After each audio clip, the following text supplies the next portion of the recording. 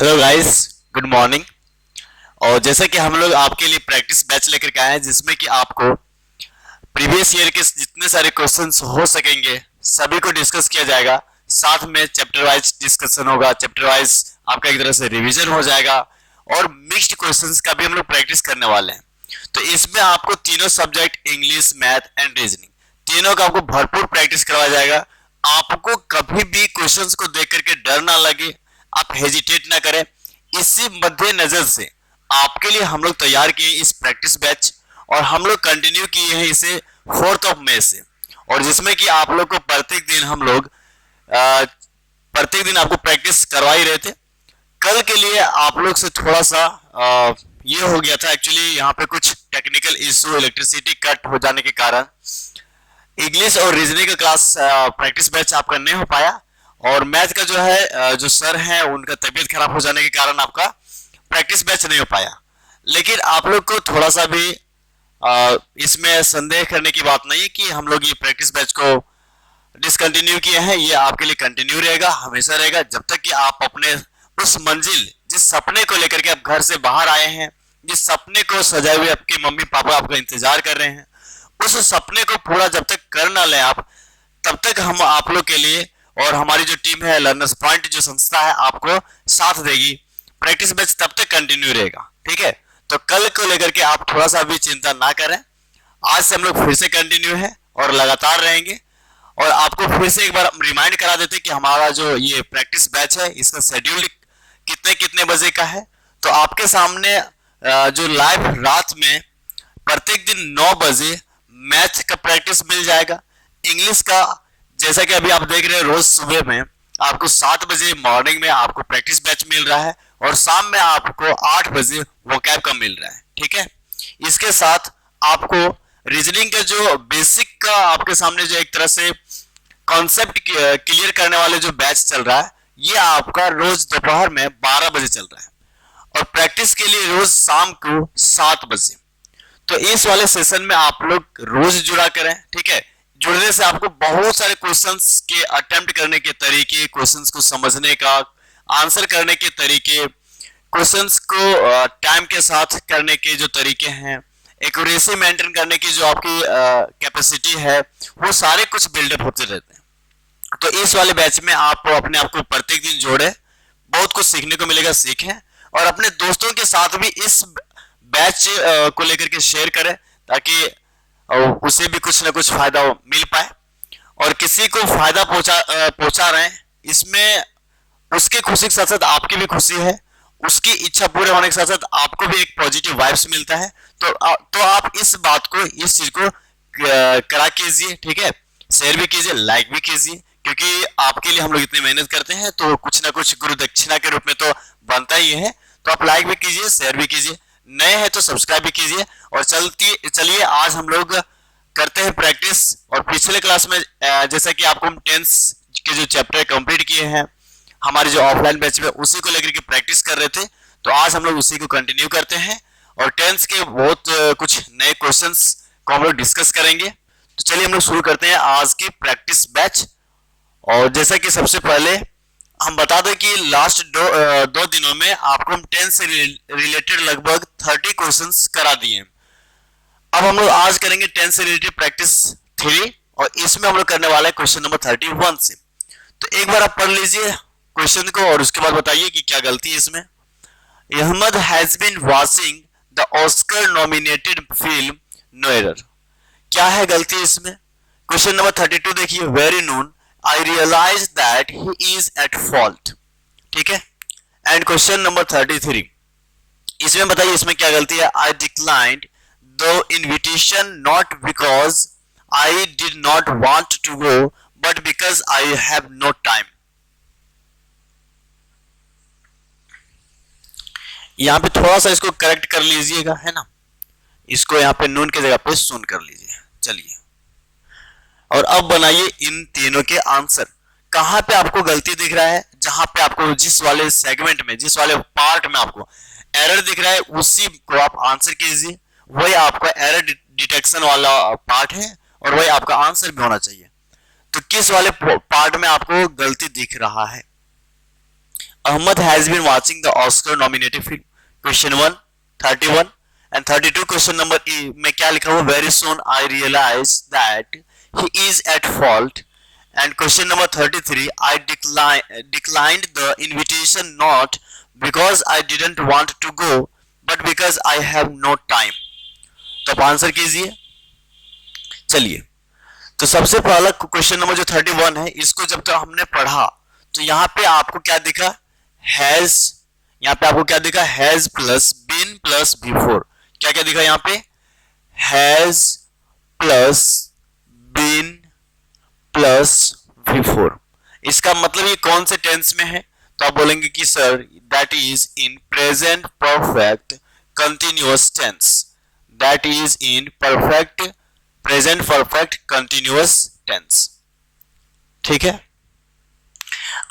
चलिए, अब इस वाले टेंस का स्ट्रक्चर को हम लोग रिमाइंड करेंगे तो क्या क्या आएगा हमारे सामने? Subject plus have has plus been plus fourth form and since और फोर के साथ टाइम एक्सप्रेशन.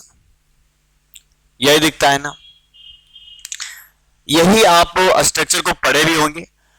स्ट्रक्चर में आपको क्या क्या दिखा होगा? Subject plus have has plus been plus before या फिर continuous form of verb plus since और फोर प्लस टाइम एक्सप्रेशन. यही था ना? अब इस बात को, इस स्ट्रक्चर को अपने माइंड में आपने सेट कर लिया है.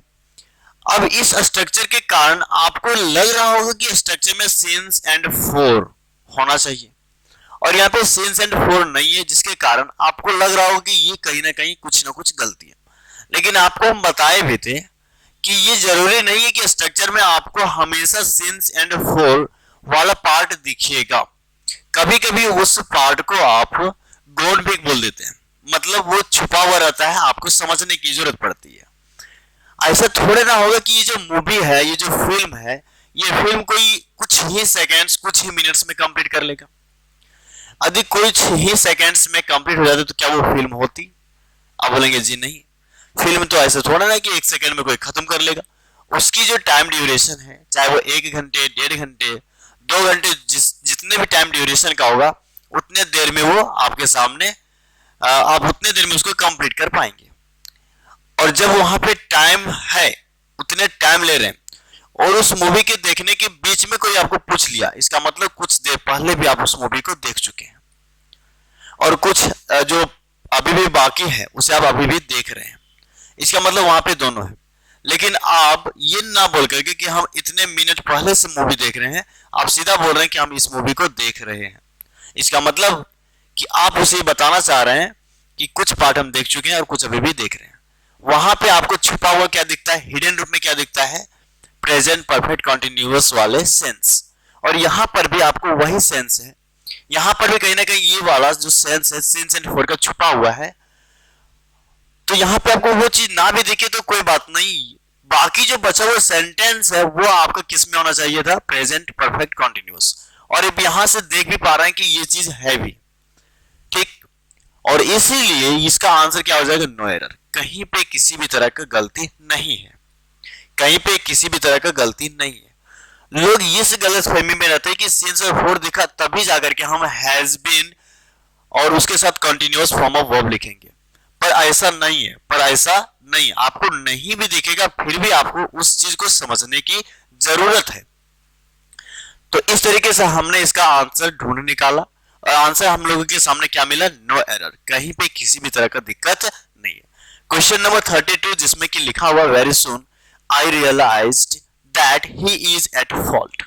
बहुत ही जल्दी मुझे एहसास हो गया कि वो गलत है, कि गलत था. अजय रियलाइज्ड हुआ, इसका मतलब पास्ट में आप बात कर रहे हैं. और इस क्लॉज को देखिए, इस सेंटेंस के इस वाले पार्ट को देखिए, ये आपका सब्जेक्ट प्लस V2, इसी वाले subject plus second form of verb दिख रहा है. दैट मीन्स कि पास्ट टाइम ही दिख रहा है. और इसी के साथ अटैच्ड है एक और भी क्लॉज, और इस क्लॉज का भी टाइम किसमें होना चाहिए था? इस क्लॉज का भी टाइम किसमें होना चाहिए था? Past time. ठीक है, और यहां पे इज की जगह पे क्या हो जाएगा, वाज, क्योंकि पास्ट टाइम दिखाने वाले जो वर्ड होते हैं दैट इज की जगह पे वाज, ठीक है, आर की जगह पे वेयर, और हैज की जगह पे हैड, हैव की जगह पे हैड, डज और डू की जगह पे डिड। तो इस तरीके से इज को मिटा करके, इज को काट करके हम लोग क्या करेंगे, वाज करेंगे। और आपका गलती यहां पे दिखा, इसलिए आंसर भी आप किसको करेंगे, थर्ड वाले पार्ट को, that is he is at fault. Question number 33 जो आपके सामने, I declined the invitation not because I did not want to go but because I have no time. देखिए यहाँ पे सब्जेक्ट प्लस हैव को यहाँ पे आप मेन वर्ब के रूप में देखते हैं, और मेन वर्ब के रूप में यदि देखते हैं तो कौन सा फॉर्म दिखता है, second form, sorry first form. और सब्जेक्ट प्लस फर्स्ट फॉर्म का मतलब कौन सा टाइम हो गया, आप बोलेंगे कि सर ये तो आपका प्रेजेंट टाइम होता है। कौन सा टाइम होता है, प्रेजेंट टाइम। यहां पे दिखा आई सब्जेक्ट प्लस क्या दिखा, V2, इसका मतलब subject plus second form of verb, that means कौन सा टाइम, दैट मींस की पास्ट टाइम। और टेंस यदि कोई पूछे आपसे तो आप कौन सा टेंस बोलेंगे, आप बोलेंगे कि सर ये तो सिंपल पास्ट टेंस का स्ट्रक्चर होता है। कौन सा टेंस का होता है, सिंपल पास्ट टेंस का। गेटिंग माय पॉइंट्स, जी हाँ। और यहां पर भी देखिए, यहां पे भी सब्जेक्ट प्लस प्लस क्या दिख रहा है आपको, V2, इसका मतलब इसका भी टाइम क्या है, पास्ट टाइम। टेंस बोले तो सिंपल पास्ट टेंस, क्योंकि स्ट्रक्चर उसी से मिलता है। आप बात कर रहे हैं पास्ट टाइम में, रीजन भी डाल रहे हैं आप पास्ट टाइम के, क्योंकि यहाँ पे आई डिक्लाइन द इनविटेशन, क्यों, इसका रीजन बता रहा है कि I didn't want to go, मैं वहां जाना नहीं चाहता था, क्यों, फिर रीजन आप बताएंगे। तो क्या उसके बाद की रीजन आप प्रेजेंट टाइम में बोलेंगे, बोलेंगे सर ये तो नॉनसेंस वाली बात हो गया। यहाँ पे आपको क्या करना पड़ेगा, यहाँ पे आपको पास्ट टाइम करना पड़ेगा। और जब आप पास्ट टाइम करेंगे इसका मतलब सिंपल पास्ट करेंगे, और सिंपल पास्ट करेंगे इसका मतलब structure subject plus second form of verb दिखना चाहिए। इसका मतलब हैव की जगह पे आपको क्या लिखना पड़ेगा, हैड। और गलती इस वाले सेगमेंट में था, इसलिए आंसर भी हम लोग इसी वाले सेगमेंट को करेंगे। तो आपको ये बात समझ में आया, ये बात जो है ना एक पैरेललिज्म का है, दैट मींस कि जो सेंटेंस आप बोल रहे हैं पास्ट समय में जाकर के, तो पूरा सेंटेंस को कंप्लीट भी कीजिएगा पास्ट टाइम में ही। ऐसा नहीं है कि पास्ट में जाकर के आधा काम कर लिए हैं, आधा बात बोल ली है, और आधा बात आप प्रेजेंट में आकर के बोलेंगे। जो कुछ भी आपको बोलना है, जो कुछ भी सेंटेंस में आप बात करने की कोशिश कर रहे हैं, ये सारे के सारे सेंटेंस की जो भी बातें हैं सारे के सारे कहां पे कंप्लीट होने चाहिए, आपके पास्ट में ही होने चाहिए। अगर प्रेजेंट में बात कर रहे हैं दैट मींस क्या होगा, प्रेजेंट में ही कंप्लीट करनी है, ठीक है। कंडीशनल सेंटेंसेस में यस, जो आपके सामने एक इश्यू तैयार हो रहा है ना कि सर ऐसी भी कुछ बातें होती है जो हम लोग पास्ट में तो सोचे हुए रहते हैं लेकिन कंप्लीट करते हैं प्रेजेंट में आकर के, इस वाले को हम लोग बोलते हैं कंडीशनल्स। और हम लोग पढ़ेंगे इस वाले क्वेश्चंस के आंसर को कहां पे, किस चैप्टर में, कंडीशनल्स वाले चैप्टर में। ये कब होगा, जैसे हम लोग मॉडल्स पढ़ लेंगे, ठीक है, क्योंकि टेंस अभी कंप्लीट हुआ है तो इसके बाद हम लोग मॉडल्स पढ़ेंगे। इसके बाद हम लोग पढ़ेंगे क्लॉज, थोड़ा सा हल्का फुल्का जानने के लिए। उसके बाद हम लोग पढ़ेंगे कंडीशनल्स, क्योंकि थोड़ा सा वहां पे कहीं ना कहीं हम ऐड करके कुछ चीजें आपको रिलेट करके समझाने की कोशिश करें, तो हल्का फुल्का हम लोग क्लॉज के बारे में पढ़ेंगे और उसके बाद पढ़ेंगे कंडीशनल्स। और कंडीशनल्स में आपको ये दिखने को मिलेगा कि जो बात आप पास्ट में करने के लिए भूल गए थे, बाकी था, उसको प्रेजेंट में कैसे कर सकेंगे, क्या उसके लिए तरीका होगा, या प्रेजेंट की कुछ बातें आप फ्यूचर में ऐड करने की कोशिश करेंगे तो क्या कंडीशंस होनी चाहिए, क्या उसके रेगुलर मतलब एक स्ट्रक्चर होना चाहिए सेंटेंस को फॉर्म करने का, तो उसको हम लोग पढ़ने वाले हैं कंडीशनल चैप्टर में। तब तक के लिए उस चीज को आप वहीं पे रहने दीजिए और अभी सीखिए टेंस को, टेंस के कॉन्सेप्ट को अप्लाई करने के लिए और उसमें एरर डिटेक्ट करने के लिए। अब आपके सामने क्वेश्चन नंबर 34 आया, when Anand reached the village he found that reports about him preceded him. ठीक है, तो चलिए इसका आंसर देखते हैं इसमें कहां पे गलती है। When Anand reached the village, he found that reports about him preceded him. पहले यहां बताइए कि यहां पे जहां तक हम बोलेंगे वहां से वहां तक, इस वैन से शुरू करके यहां तक पे, ठीक है, he found तक में बताइए इन दोनों में जो है यहां से लेकर के वहां तक में कितने तरह का वर्क हो रहा है। आप बोलेंगे कि सर एक बार आनंद का पहुंचना, दैट मीन्स कि एक वर्क यहां पे हुआ, और दूसरा आप बोलेंगे कि सर उसका पाना, फाउंड करना, दूसरा वर्क यहां पे हुआ। और ये अटैच्ड किससे है? व्हेन से। आपको यूज ऑफ व्हेन हम बताए थे। यूज ऑफ व्हेन में दो ऐसे ही वर्क होता है जो अटैच्ड होता है, और व्हेन के साथ दो अलग अलग वर्क में हम आपको अलग अलग करके बताए भी थे। एक होता है डिपेंडेंट वर्क और दूसरा होता है इंडिपेंडेंट वर्क। ये भी आप अपने माइंड में दोहराइए, लाइए, रिकैप कीजिए इन सारे बातों को जो आप क्लास में हमसे पढ़े हैं, सीखे हैं। डिपेंडेंट और इंडिपेंडेंट, डिपेंडेंट और इंडिपेंडेंट में आपको हम क्या बताए थे? डिपेंडेंट में आपको बताते कि ऐसी काम जो एक दूसरे से रिलेट हो, टाइम गैप एकदम ना के बराबर हो, एकदम कम हो, दैट मीन्स आप उसको टाइम गैप नहीं भी बोलेंगे तो भी चलेगा। लेकिन इंडिपेंडेंट में तो अलग अलग काम जिसके बीच में आपका टाइम गैप भी होता है और एक दूसरे से रिलेट नहीं रहता है, या फिर हम बोलेंगे कि सर वहां नहीं पहुंचेंगे तो वो नहीं पाते, वो रिलेशन, वो रिलेशन को आपको नहीं देखना, देखना है कि वो काम हो। जैसे होता है ना कि मोबाइल गिरा, मोबाइल टूट गया, ये यहां से गिरेगा, ये टूट जाएगा, तो इसके बीच में ये गिरा तभी टूटा, है ना। तो ये वाला डिपेंडेंट होता है। भूत को देखेंगे आप डर जाएंगे, तो ये होता है डिपेंडेंट, ना कि वहां जाने का। वो दोनों में अलग अलग थोड़ा सा डिफरेंस। अच्छा, टाइम गैप भी तो ज्यादा है, टाइम गैप को हम लोग इंडिपेंडेंट में बोल देंगे। जब इंडिपेंडेंट है तो कहीं ना कहीं दोनों काम जो है एक आगे होगा, दैट मीन्स कि आपका फर्स्ट वर्क होगा, और उसके बाद दूसरा वर्क होगा, दैट मीन्स कि सेकेंड वर्क होगा। और फर्स्ट वर्क और सेकेंड वर्क के बारे में हम लोग बहुत बढ़िया से बात की है। फर्स्ट वर्क को हम लोग बोलते हैं कि ये कौन सा टाइम में होता है, दैट मीन्स कि पास्ट, इन पास्ट और फास्ट टाइम में होता है, और इसे लिखने के लिए आप यूज करेंगे पास्ट परफेक्ट टेंस। क्या आप यूज करेंगे इसके लिए? Past perfect tense. और सेकेंड वर्क जो होता है ये आपका कौन सा टेंस में होता है? आप बोलेंगे कि सर ये तो बाद में होता है, इसलिए हम लोग यूज करेंगे सिंपल पास्ट टेंस। ये बात आपको तो हम बता ही चुके हैं। पास्ट परफेक्ट टेंस का आपको स्ट्रक्चर भी आपको बता चुके हैं कि subject plus head plus V3, that mean की थर्ड फॉर्म ऑफ वर्ब। और सिंपल पास्ट का तुम इतने बार लिखे हैं कि आप क्लास में भी ना पढ़े हो तो भी आप इस प्रैक्टिस बैच में ही इसके स्ट्रक्चर को रट लिए होंगे, इतने बार हम इसको बोल चुके हैं। ये स्ट्रक्चर होता है। अब बताइए कि यहाँ पे वर्क है रीच्ड का, वहां पे फाउंड का, ये दो अलग अलग वर्क है, कहीं ना कहीं इन दोनों के बीच के डिपेंडेंट तो हमको दिखता नहीं है। ये दोनों के दोनों इंडिपेंडेंट है, एक काम पहले होगा दूसरा काम बाद में होगा। आप मुझे ये बताइए मेरे कि कौन सा वर्क पहले होगा कौन सा वर्क बाद में होगा, ये पहले हमको बताइए, ठीक है। तो आप बोलेंगे कि पहले उसका रिच्ड होना होगा, उसके बाद फाउंड करना होगा। पहले पहुंचेगा तभी तो वो पाएगा। काम फर्स्ट वर्क कौन सा हुआ? रीच करने का। फर्स्ट वर्क के लिए पास्ट परफेक्ट लिखेंगे, इसलिए यहां पे क्या होगा? आनंद हैड रीच्ड। और गलती यहीं पे था, आंसर भी आप इसी को टिक करेंगे। क्या एक्सप्लेनेशन से आपको आपके रिवीजन तक पहुंचा पाए हैं? क्या इस एक्सप्लेनेशन से आप जो कुछ भी क्लास में पढ़े हैं वो सारे रिवाइज हो रहा है? यदि हो रहा है तो आप कंटिन्यू रहिए, ठीक है, क्योंकि आपको रिवीजन के लिए बार बार कॉपी पलटने की जरूरत ना पड़े, आप इस प्रैक्टिस बैच से ही रिवाइज कर ले।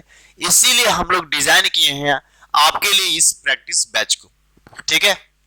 तो आप लोग रिवीजन करते रहिए, ऐसे ही कॉन्सेप्ट को बस रिकैप करने की कोशिश कीजिए, अपने माइंड में लाने की कोशिश कीजिए। चलिए, by noon the fog cleared completely. देखिए बाय नून का मतलब यहां पे क्या हुआ कि दोपहर तक।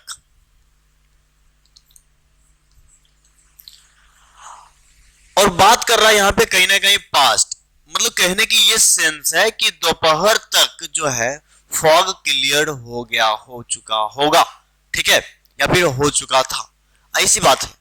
हिंदी में बोला जाए तो क्या बनने की कोशिश कर रहा है कि दोपहर तक जो फॉग है, जो कुहारा है या कुहासा है, ये खत्म हो गया, हो चुका होगा, ठीक है, ये खत्म हो चुका था, ऐसे, ठीक है, ये खत्म हो चुका था। इसका मतलब बाय नून आपका जो वर्ड मिला ये आपका समय का मिला, लेकिन कौन सा समय का? पास्ट समय का। लेकिन पास्ट टाइम में जैसे आपको बताए थे कि पास्ट टाइम में ऑलरेडी भी आता है ना, लेकिन ये ऑलरेडी आपका पास्ट में आकर के भी और भी पीछे का, इसका मतलब पास्ट और पास्ट का दिखाना चाहता है।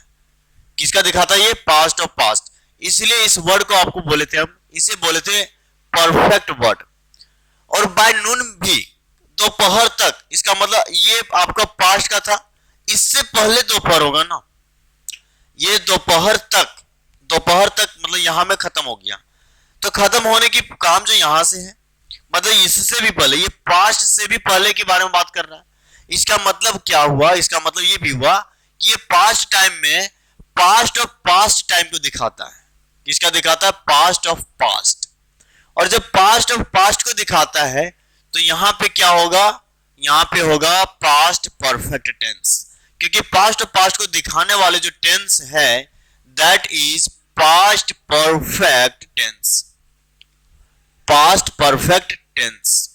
और जब ये पास्ट परफेक्ट टेंस है, इसका मतलब the fog had cleared completely.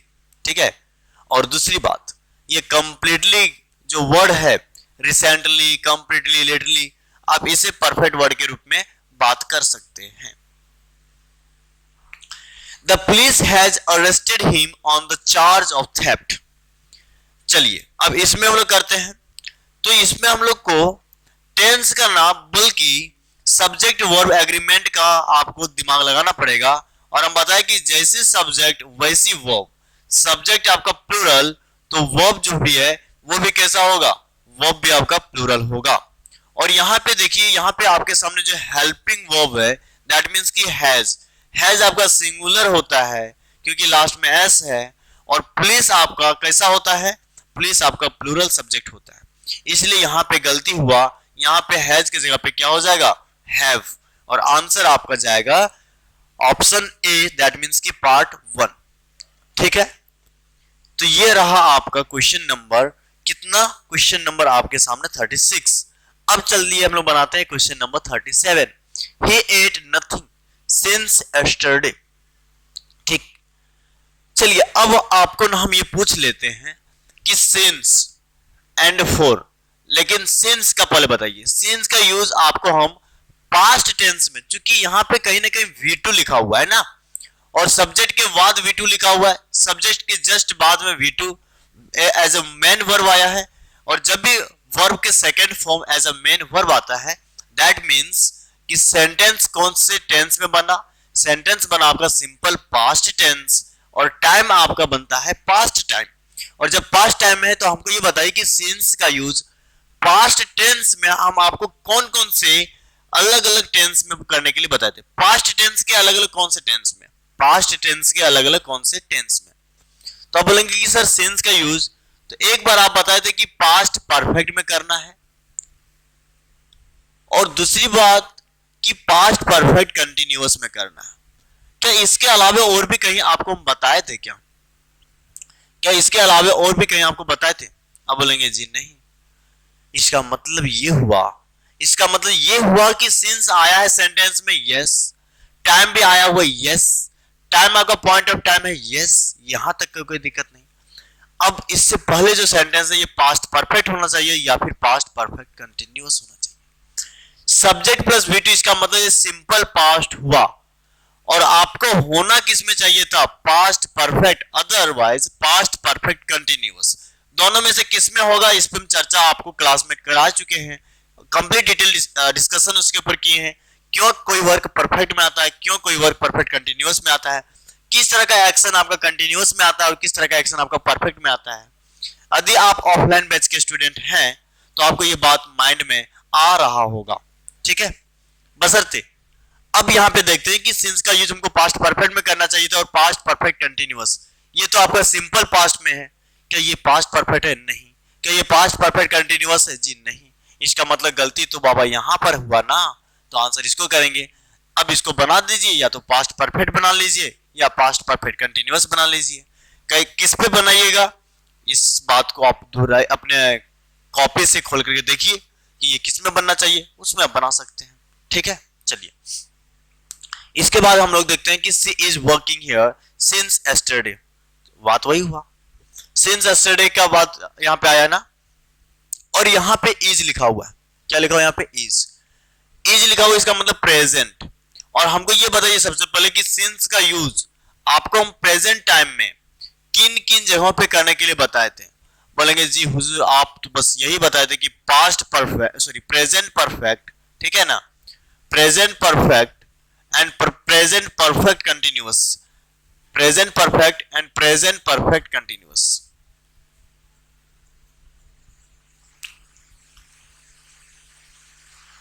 इसी दोनों में आपको बताए थे करने के लिए यूज। हाँ जी हाँ, यहां पे ये कंटिन्यूअस में है, क्या इन दोनों में से है?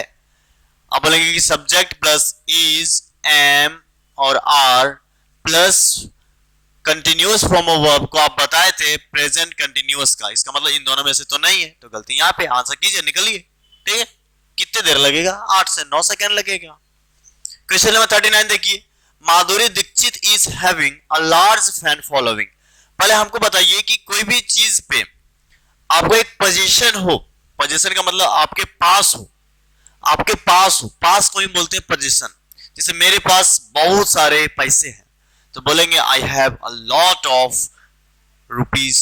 ठीक है, आपके पास बहुत सारे कार्स हैं तो क्या बोलेंगे? I have a lot of cars. के पास माधुरी दीक्षित के पास बहुत सारे फैन हैं। फैन के मतलब वो फैंस ना, फॉलोइंग मतलब कहीं ना कहीं पास में होने का। पोजीशन, और पोजीशन में आपको हैव का use as a main verb बताए थे। और क्या ये बताइए क्या हैव जो वहां पे कंटिन्यूअस फॉर्म में होगा? अब बोलेंगे जी नहीं। और जब नहीं होगा इसका मतलब यहाँ पे क्यों हुआ है? अब यहाँ पे क्या करेंगे? इज हैविंग को हैज करेंगे। अच्छा हैज क्यों हो गया भाई? हैव हैज क्यों हो गया? क्योंकि ये बात है कि माधुरी दीक्षित आपका सिंगुलर सब्जेक्ट है और सिंगुलर सब्जेक्ट के साथ आप यूज करते हैं सिंगुलर वर्ब। और आपको बताया कि हैज एंड हैव, हैज में आपको क्या दिखा? एस। इसका मतलब कौन सा सब्जेक्ट के लिए आएगा? सब्जेक्ट कैसा होगा? सिंगुलर होगा। सब्जेक्ट कैसा होगा? सिंगुलर होगा। और हैव कैसा? सब्जेक्ट कैसा होगा इसके लिए? सब्जेक्ट इसका हो जाएगा प्लूरल हो जाएगा। इसका मतलब अब आप सीख चुके हैं कि हैज क्यों हुआ। तो क्यों हुआ? क्योंकि माधुरी दीक्षित एक सिंगुलर है और सिंगुलर सब्जेक्ट के लिए हम यहाँ पे हैज का ही यूज करेंगे, ना कि हैव का। Question number 40, he is residing here since 1983। Since 1983 और इज, क्वेश्चन नंबर आप रेफर कीजिए 38 को और आंसर कीजिए tick option number A, that means की पार्ट ए। क्वेश्चन नंबर 41, बताइए I have passed the examination 2 years ago। एगो का आपको यूज कहां करने के लिए बताते हैं? अगो। इस एगो का यूज आप कौन से टाइम में करते थे? बोलेंगे सर ये तो सिंपल पास्ट में करते थे। भाई ऐसा क्यों करते थे आप? क्योंकि एगो कहीं ना कहीं आपको एक particular point of time of past दिखाता था, है ना, particular point of time of past, particular point of time of past. और ये सिंपल पास्ट में जाना चाहिए, इसलिए यहाँ पे है पास्ट ना होकर के क्या हो जाएगा? आई पास द एग्जामिनेशन 2 years ago। और ये हो जाएगा आपका करेक्ट आंसर। किसी भी तरह का तकलीफ है ना, किसी भी तरह का तकलीफ? आप बोलेंगे जी नहीं। Question number 42, the train had left when he had reached the station. फिर से आपको देखिए आपके सामने आया व्हेन का यूज, एंड व्हेन से पहले एक वर्क जो कि लेफ्ट करने का है, व्हेन से बाद का एक वर्क जो कि रीच करने का है। दो अलग अलग वर्क हैं, क्या इंडिपेंडेंट है? आप बोलेंगे जी हाँ इंडिपेंडेंट है। इंडिपेंडेंट में आपको हम बताए थे कि काम देखना है आपको पहला कौन सा है और सेकंड कौन सा है। पहले ट्रेन खुला कि पहले वो पहुंचा? तो बोलेंगे कि पहले ट्रेन ही खुल चुका था तब वो पहुंचा था, है ना। क्या वो पहला काम? फर्स्ट वर्क क्या होगा? तो बोलेंगे पहले ट्रेन खुला देन वो पहुंचा, है ना। पहले ट्रेन खुला फिर क्या वो पहुंचेगा। तो काम पहला कौन सा होगा? पहला होगा ये। तो फर्स्ट वर्क को आप पास्ट परफेक्ट में लिखते हैं, जी हाँ, और दूसरे को आप किस में लिखते हैं? Simple past. तो क्या हो जाएगा? ही reached. The train had left when he reached the station. ठीक है, चलिए क्वेश्चन नंबर 43। 43 क्या होगा?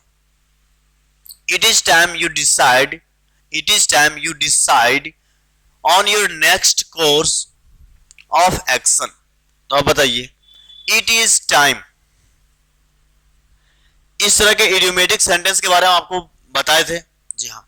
इसके बाद, इस वाले सेंटेंस के बाद यदि नए सेंटेंस आती है जो कि सब्जेक्ट से शुरू होती है, तब इसके बाद वाले सेंटेंस का नेचर या फिर टेंस कौन सा टेंस में था, तो बोलेंगे कि सिंपल पास्ट टेंस।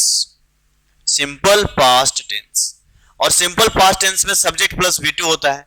क्या होता है? Subject plus V2। इसका मतलब डिसाइड ना होकर क्या हो जाएगा? डिसाइडेड। क्या हो जाएगा? डिसाइडेड। तो इस तरीके से आप इसका भी आंसर जबरदस्त तरीके से किए, ठीक है। और इतने में हम लोग आज कंप्लीट करेंगे। और भी क्वेश्चन है क्या? नहीं है। चलिए, तो आज के लिए हम लोग इतने क्वेश्चंस को देखे। आपको इन सारे कॉन्सेप्ट जो आपको पढ़ा चुके हैं ऑलरेडी हम क्लास में, आपको उसका एक ना एक रिवीजन के तरीके से महसूस हो रहा होगा और साथ में उसे अप्लाई करने के लिए आप सीख पा रहे होंगे कि कैसे क्वेश्चन में हम इसे अप्लाई करते हैं। अभी भी आपको किसी तरह का कोई प्रॉब्लम है तो आपके लिए एक ही सॉल्यूशन है कि आप लंबे समय के लिए जुड़े रहिए प्रैक्टिस बैच से। मैक्सिमम क्वेश्चंस को आप करने की कोशिश कीजिए, ट्राई कीजिए। करत करत अभ्यास कर जड़मत हो सुजान, ये वाले जो एक आप बचपन से सुनते आ रहे हैं, इसी चीज को अप्लाई कीजिए। कहीं ना कहीं एक दो बार आप ट्राई कीजिएगा तो चीजों को सीख पाइएगा, ठीक है। आपके लिए कोई सॉल्यूशन नहीं होगा कि आप क्विट कर जाए। तो आपको बने रहना है, बने रहिएगा, तभी जाकर के आप सीख पाइएगा, ठीक है। तो आज के लिए बस इतना ही। आप अपने दोस्तों के साथ भी शेयर कर सकते हैं, क्योंकि उसे कुछ नहीं तो कम से कम प्रैक्टिस बैच की मदद से बहुत कुछ सीखने को भी मिल जाएगा। तो एक अच्छी काम का शुरुआत आप कर दीजिए आज से ही। कैसे कीजिएगा इस अच्छे वाले काम का शुरुआत? तो शेयर करके कीजिएगा। शेयर कर दीजिए, इस चैनल के बारे में बता दीजिए, वो सब्सक्राइब भी कर लेगा, जुड़ भी जाएगा और फायदा भी उठाएगा। और कहीं ना कहीं आपके बारे में वो हमेशा पॉजिटिव ही सोचेगा कि हाँ, मेरा दोस्त है जो हमारे अच्छे चीजों के लिए भी कहीं ना कहीं हमारे बारे में सोचता है। तो चलिए, आज के लिए बस इतना ही। अपना सेहत का ख्याल रखिए और पढ़ते रहिए, तंदुरुस्त रहिए, ठीक है। और आज के लिए बस इतना ही। बाय। मिलते हैं फिर नेक्स्ट क्लास में।